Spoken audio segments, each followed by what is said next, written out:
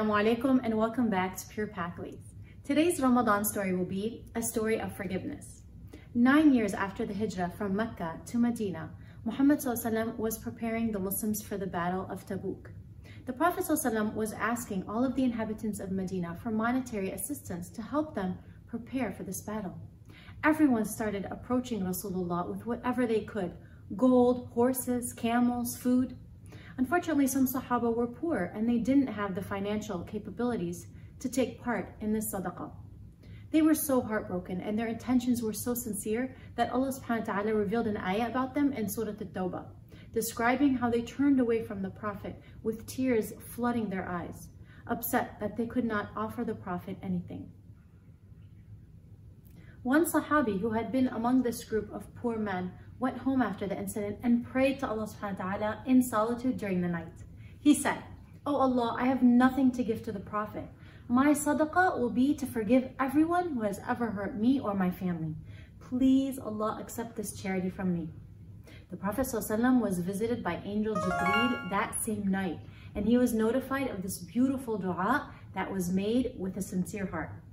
The next day, when the people were gathered around the Prophet ﷺ, he asked them, "Who was the man who gave a great sadaqah last night?" But nobody raised their hand. Uthman ibn Affan had donated hundreds. Umar ibn Khattab had donated half of his wealth. Abu Bakr as-Siddiq had donated all of his wealth. And this Sahabi didn't think for a second that the Prophet ﷺ was referring to him, so he remained silent. The Prophet ﷺ asked for a second time, "Who is the man who gave a great sadaqah?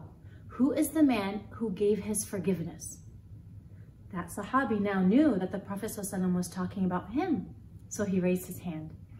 And the Messenger ﷺ said, "Your sadaqah was accepted by your Lord and placed in the highest levels of Jannah."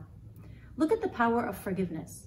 This small action that he did was reported from Allah subhanahu wa ta'ala, down to Angel Jibreel, down to the Messenger ﷺ, and down to us. Ramadan is at our doorstep. We usually think about Ramadan as the month of the Quran and the month of fasting, but we forget that it's also the month of forgiveness. This is the month to forgive and to be forgiven. If we want Allah subhanahu wa ta'ala to forgive all of our mistakes and shortcomings, then we should do the same for others.